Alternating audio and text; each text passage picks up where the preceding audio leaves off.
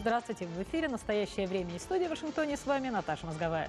Сегодня в программе «Фронт в тылу». Украинские волонтеры с боем находят необходимое для военных и беженцев. «Газпром» и газовые войны. Американские эксперты о перспективах российского экспорта газа.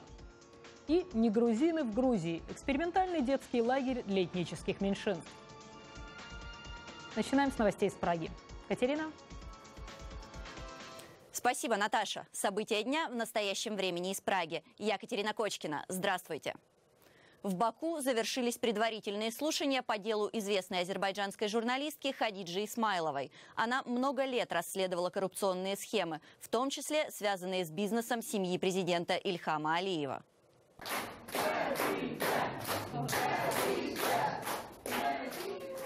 Хадиджа Исмайлова находится в тюрьме уже более 7 месяцев. Ей предъявлены обвинения в клевете, уклонении от уплаты налогов, незаконной предпринимательской деятельности и злоупотреблении служебным положением. Многие из собравшихся в здании иностранных дипломатов, правозащитников, журналистов не были допущены в зал суда. По словам адвоката, судья объяснила это отсутствием свободных мест. На наше предложение проводить заседание в большом зале судья ответила, что там в данный момент проходит суд по более серьезным статьям. Рассматривается дело по терроризму. Международные правозащитные организации и соратники журналистки считают, что обвинения против Исмайловой являются формой мести за расследование бизнеса членов семьи президента Азербайджана. Еда, одежда, транспорт, спецтехника. И это еще не все. Украинские волонтеры сражаются на своем невидимом фронте. Добывают самое необходимое для армии и вынужденных переселенцев. С какими трудностями им приходится сталкиваться ежедневно, узнавала Ирина Любич.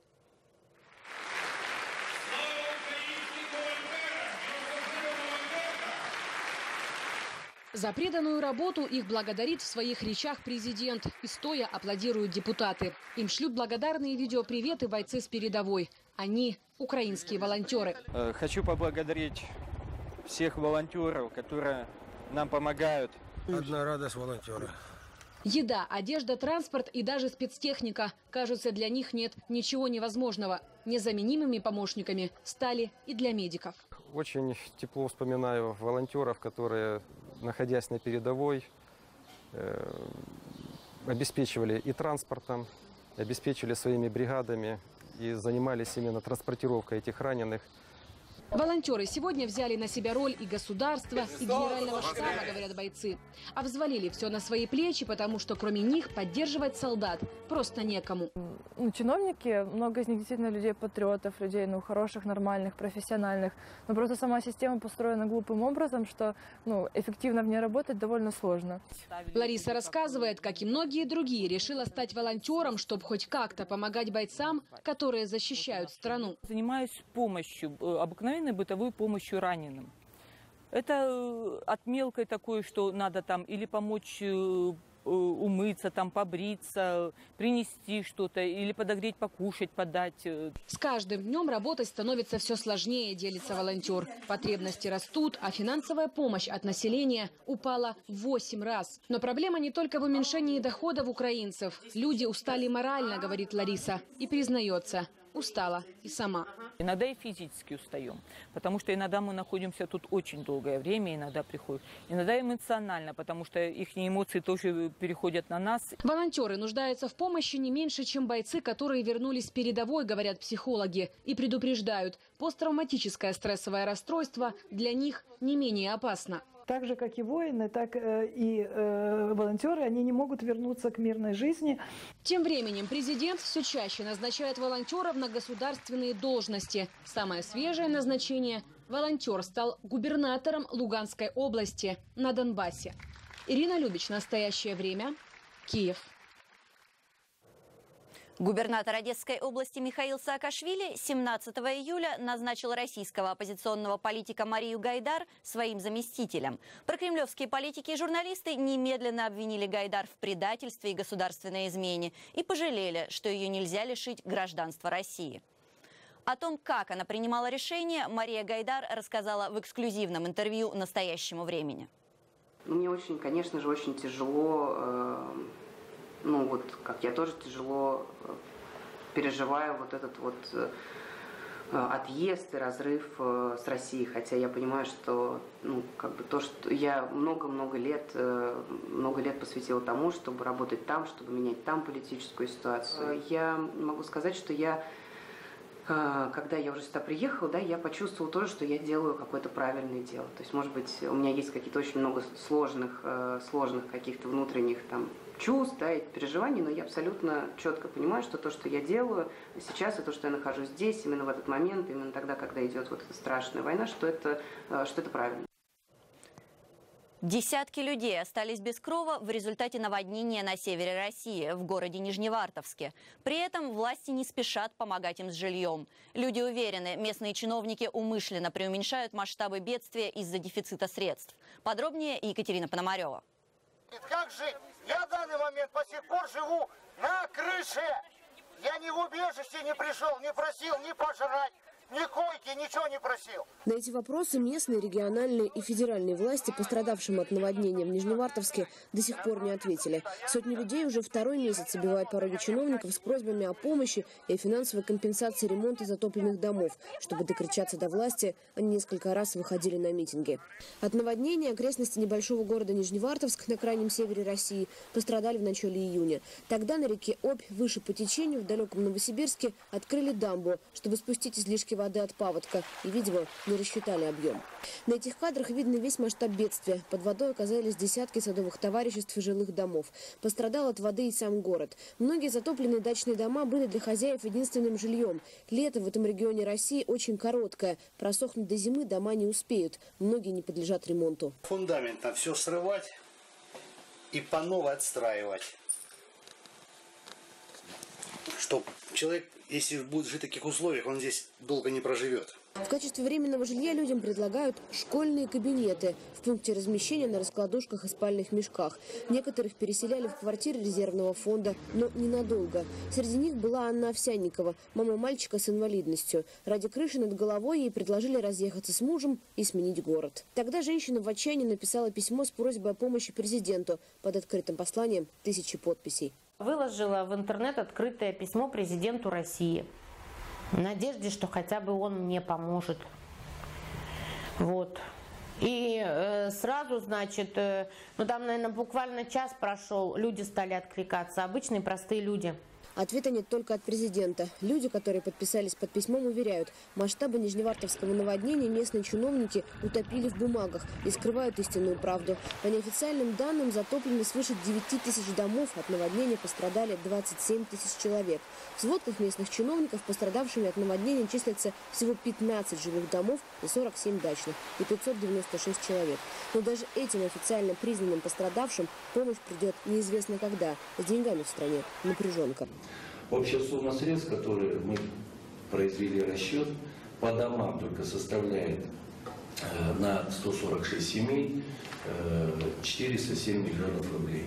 То есть цифра очень большая. Люди уверены, их просто хотят слить. О последствиях нижневартовского наводнения молчали все центральные каналы России. Молчат и сейчас, когда пункт временного размещения в местной школе со дня на день готовится закрыть. По закону, если вода сошла, люди после паводка должны вернуться в свои дома. Вот только идти жертвам нижневартовского наводнения некуда.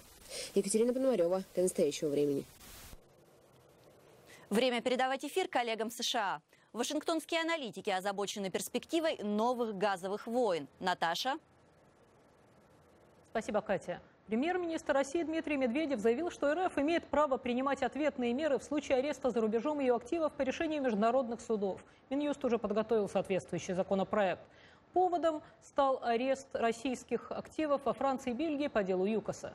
Тем временем на горизонте маячат новые газовые войны. Появление на мировых рынках американского сжиженного газа и иранской нефти создадут большие проблемы для России, в прошлом называвшей себя энергетической сверхдержавой. В Вашингтоне эксперты оценивают будущее «Газпрома» и его 10 самых масштабных проектов. Александр Панов продолжит тему. В России важнее не бизнес-законы, а бизнес-понятия. Один из участников форума привел откровение российского газового менеджера. Мы зарабатываем не прибылью, а ценой. Строительство нефтегазопроводов могут объясняться не только интересами дела, но и личными интересами всех вовлеченных, от чиновников до подрядчиков. Как отмечает автор исследования Изабель Горст, в последнее время мы видим много противоречивых шагов со стороны российских энергопоставщиков и их контролеров, обитателей Кремля. Сначала «Газпром» объявляет, что транзит энергоресурсов через Украину не будет продлеваться после 2019 года, срока истечения действующего соглашения. Затем объявляет о новых переговорах по личному указанию президента. Это стало разворотом на все 180 градусов. Слова Путина противоречат заявлению представителя «Газпрома» Александра Медведева, сделанному 3 днями ранее. «Газпром» не будет качать газ через Украину, даже если солнце поменяются с Луной местами. Низкие мировые цены на энергоносители, а теперь еще и режим санкций негативно сказались на российской энергетике. Природный газ из США и иранская нефть, доступные на мировых рынках, еще больше затруднят ситуацию для «Газпрома» и других российских энергетических гигантов. Среди желанных энергетических проектов придется выбирать достижимые, те, которые можно попытаться реализовать в условиях технологических санкций и нехватки инвестиций. С другой стороны, отмечают эксперты, на претворение проектов нужно 200 миллиардов долларов. Такую сумму составило бегство капиталов из России только в прошлом году. Эксперт Вашингтонского центра стратегических и международных исследований Эдвард Чао составил десятку самых масштабных проектов «Газпрома», от тех, что возможно реализовать, до тех, что вряд ли удастся осуществить.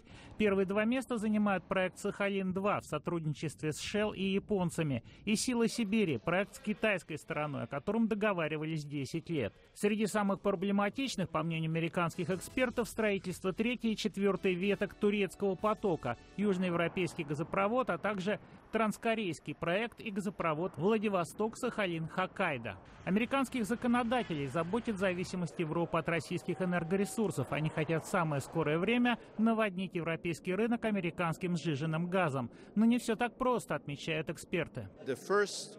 Первые поставки не начнутся раньше конца этого года. Даже если все проекты будут одобрены Министерством энергетики и получат разрешение правительства, объем американского газа составит едва больше половины того, что поставляет Россия. Так что нет, в обозримом будущем американский газ не сможет заменить в Европе российский. Другое дело, что на Балканах и в центре Европы, где Россия была энергетическим монополистом, у потребителей появится выбор, и «Газпрому» придется снижать цены. В ответ на Украину и санкции Москва сделала резкий разворот в сторону Китая, собираясь строить в Поднебесную не только газопровод «Сила Сибири», но и другой проект через Алтай. Китай – отличный рынок для России, соседняя страна, растущий спрос.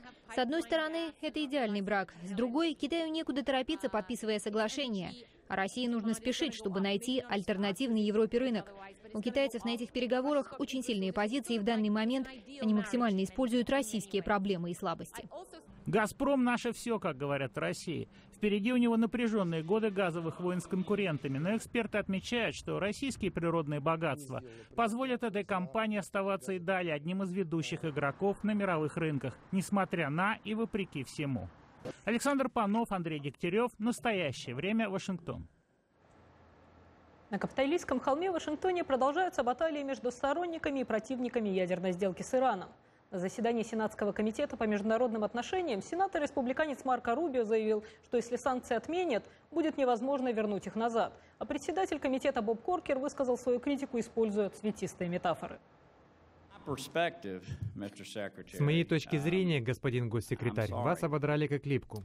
Примерно как клиент, который покидает отель, оставшись лишь с банным халатом на теле. Думаю, что вас обобрали. И в этом процессе, чего вы добились на самом деле? Раньше Иран был государством-парией, теперь вы сделали парией Конгресс. В свою очередь, госсекретарь Джон Керри подчеркнул, что лучшей альтернативы попросту нет. Отсутствие соглашения стало бы зеленым светом для ускорения ядерной программы Ирана, а новый статус-кво не так уж плох, как минимум на ближайшие 15 лет. Факт заключается в том, нам все это не нравится, но нравится нам это или нет, Иран сейчас обладает масштабным опытом производства ядерного топлива. Они создали потенциал производства расщепляемого вещества для бомбы, и мы не можем разбомбить это знание, и не можем избавиться от него с помощью санкций. Исламское государство пополнило свой боевой арсенал химическим оружием. 2 исследовательских организации, базирующиеся в Лондоне, подтвердили факт применения нейротоксичных пестицидов боевиками террористической группировки, которая контролирует территории в Ираке и Сирии. Место – город Хасеки. Время 28 июня. Боевики ИГИЛ сменили тактику в битве за город. Теперь они применяют боеприпасы, начиненные химическими веществами. Смотрите, вот здесь желтые пятна. Запах очень плохой, от него кружится голова. А ведь здесь живет мирное население. Пахнет серой. Я не знаю, как описать точнее, но пахнет очень плохо. Как вы можете видеть, здесь масляное пятно. Через несколько дней были собраны доказательства остатков химических веществ.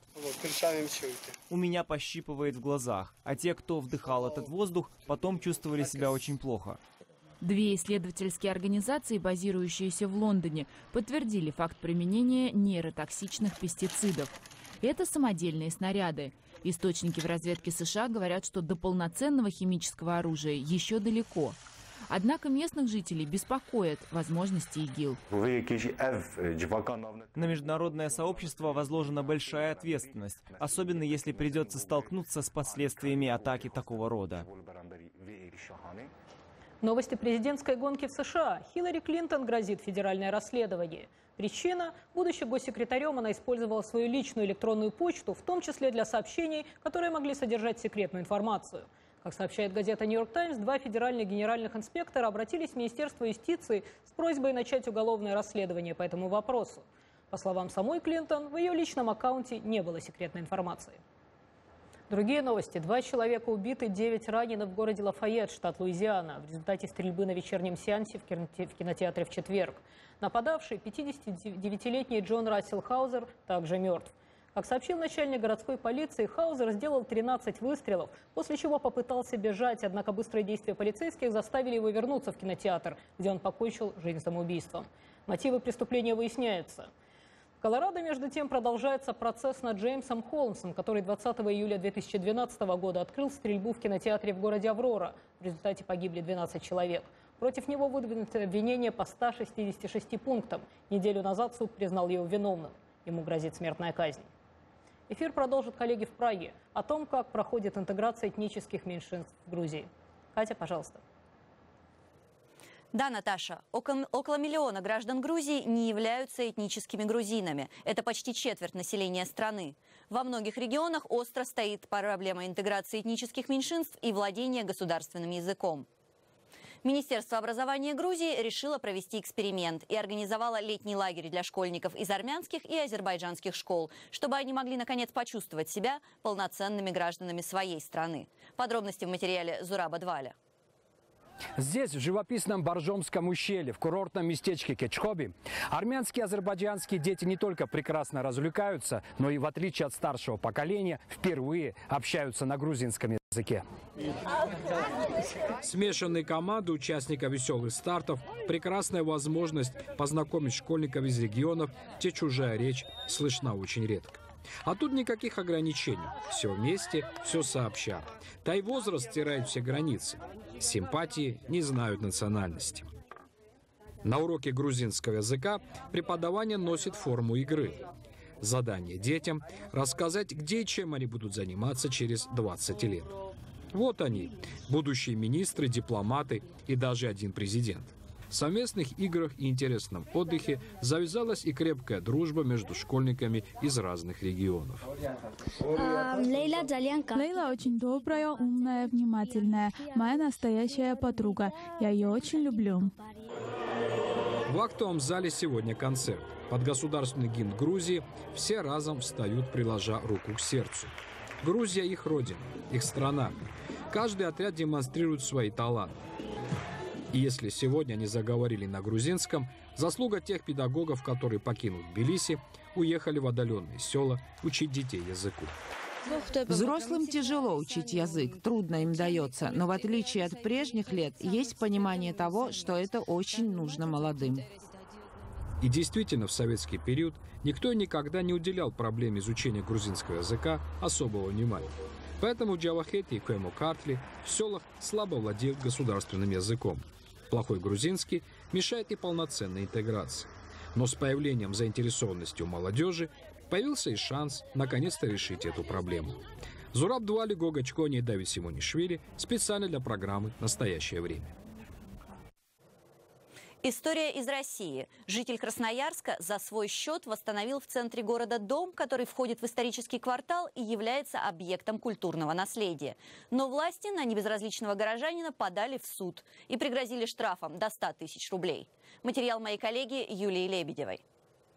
Это уму непостижимо. Меня давно интересуется, где у нас здравый смысл, где логика и где совесть вообще. Архитектор Евгений Гивель возмущен настолько, что едва слова подбирает. Год назад он и его напарник Алексей Лапин, владелец части исторической усадьбы Колесникова, за реставрацию столетнего дома получили золотой диплом. Сегодня Лапину грозит суд и штраф в 100 тысяч рублей. Половину старинного дома реставратор приобрел 30 лет назад, официально приватизировал почти 10 лет назад. И все это время за свой счет восстанавливал внешний облик разрушающейся усадьбы по всем правилам. Но оказалось, его работа – угроза повреждения объекта. Именно с такой формулировкой на него подали в суд. Действительно, случай неординарный в данной ситуации. Более того, я хочу сказать, в строчке застройки по улице Горького это единственный факт того, когда собственник, вкладывая свои средства, привел соответствующий порядок.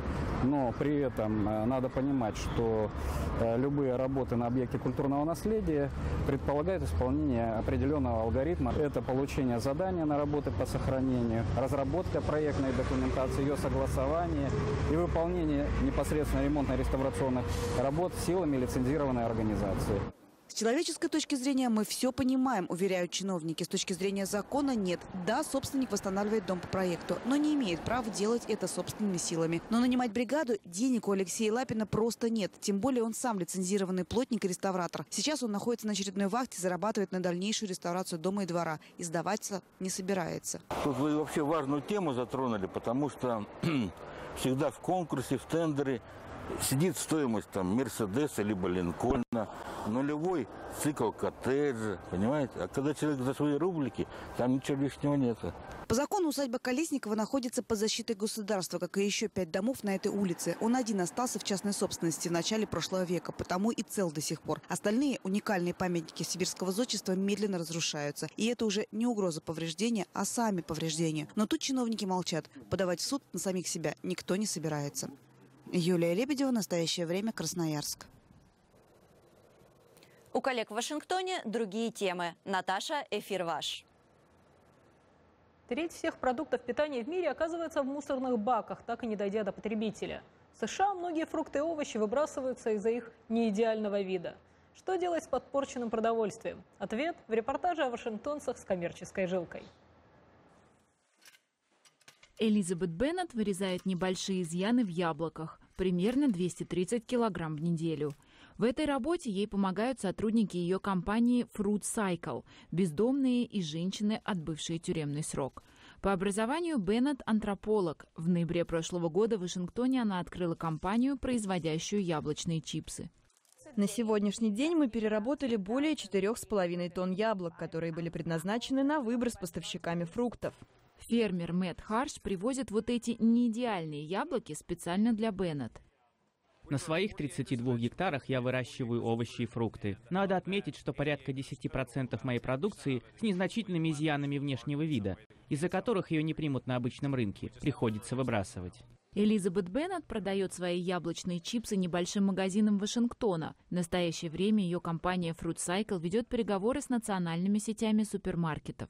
Покупателям нравятся мои яблочные чипсы. Они сделаны из местных зрелых яблок, и это совершенно другой вкус. Моя цель – поставлять свою продукцию в большее число магазинов. Это значит, что мы снизим потери урожая, создадим новые рабочие места для женщин и, кроме того, будем стараться информировать общество о существовании проблемы использования продуктов.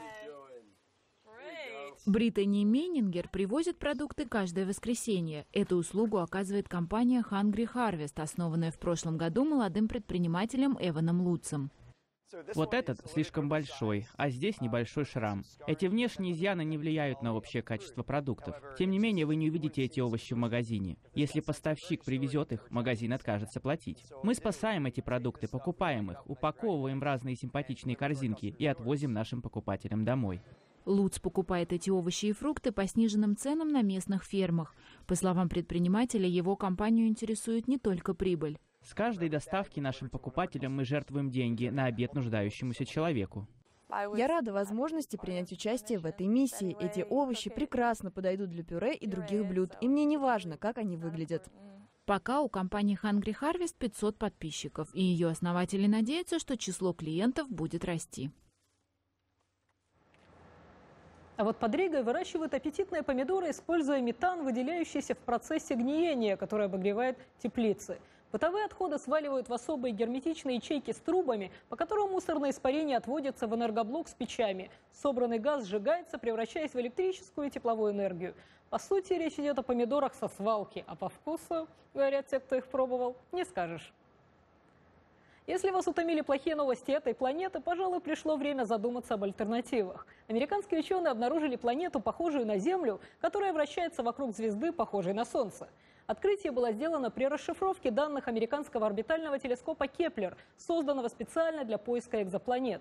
Ученые НАСА заявили, что этот результат приблизит нас к обнаружению Земли-2, хотя саму планету назвали не Земля-2, а Кеплер 452b. На этом наша передача подошла к концу. Завтра смотрите программу «Настоящее время. Итоги». В нашем субботнем выпуске. Победа и разочарование американской дипломатии. Остров Свободы приблизился к оплоту мировой демократии. Островок демократии в Центральной Азии решил больше не сотрудничать с США. Есть ли связь между радикальным национализмом и новой национальной идеей в России?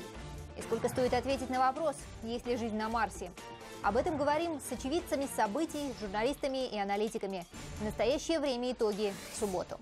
О самых интересных, на наш взгляд, событиях уходящей недели вы можете узнать от моего коллеги Сергея Дорофеева. Неделя, 7 дней нашей жизни в одной программе. Смотрите в это воскресенье. Война резолюций в Совбезе ООН. У России и Западной Европы разные сценарии. Будет ли трибунал по сбитому Боингу? Президентские выборы в Беларуси. Начался сбор подписей за кандидатов. На старте 8 человек. Расскажем, кто есть кто. Судебная драма для режиссера. В Ростове-на-Дону начинается процесс над украинским кинорежиссером Олегом Сенцовым. В Азербайджане суды над журналисткой и правозащитниками. Кто и как может им помочь? Комментарии бывшего политзаключенного. Мы будем защищать свою страну. Так же, как украинцы защищают свою страну. Министр обороны Грузии дает эксклюзивное интервью нашей программе. Смотрите в воскресенье в эфире своих национальных каналов или на сайте currenttime.tv. На этом мы прощаемся с вами. Увидимся на следующей неделе. В настоящее время Катерина Кочкина. Всего доброго и до свидания.